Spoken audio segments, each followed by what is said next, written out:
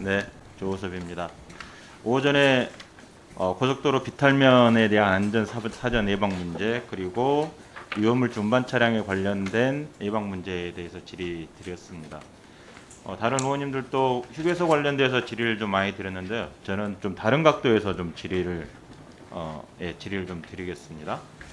지난 어제 우리 코로나19가 1단계로 이렇게 조정되었습니다. 이것은 우리 국민들이 그동안 여러 가지 노력을 해주신 성과라고 보고 있고, 특히 추석 연휴 때 고향 방문을 자제해 주시고 그리고 방역 수칙을 준수해 주신 국민들의 덕분이다라고 보고 있습니다.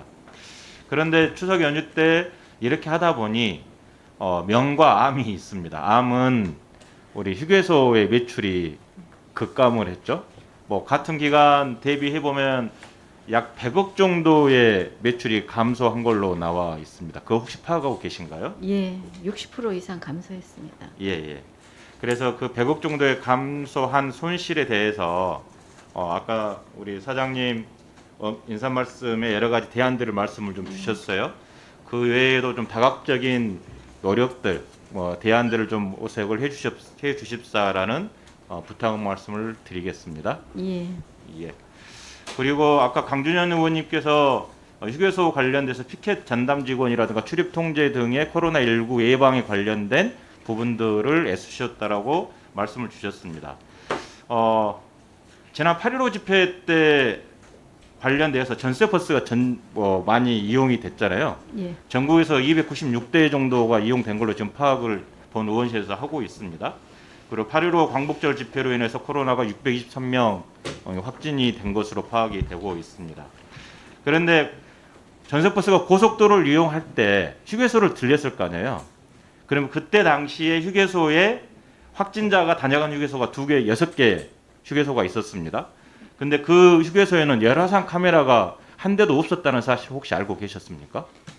예, 열화상 카메라가 없는 곳이 있기는 합니다. 아니 예. 그때 당시 예. 확진자가 다녀간 곳 예.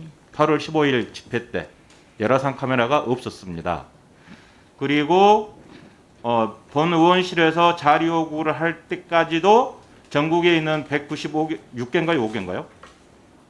휴게소가 196개 휴게소에서 열화상 카메라를 최소 한 대 이상 보유하고 있는 휴게소는 10개소밖에 되지 않았습니다.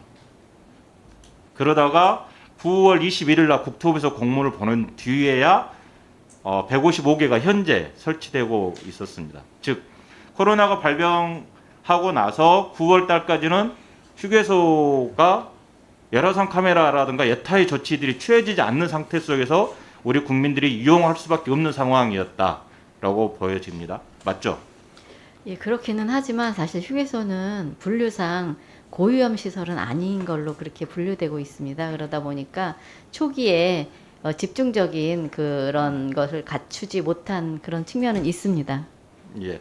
고위험 시설로 분류가 안 된다 하더라도 전국 각지에서 오신 분들이 이용하는 다중 이용 시설이고 여러분들이 접촉할 수 있는 공간이기 때문에 우리 도로공사에서는 최소한의 안전 장치를 했어야 하는 게 마땅치 않는가에 대한 의견입니다. 그렇죠?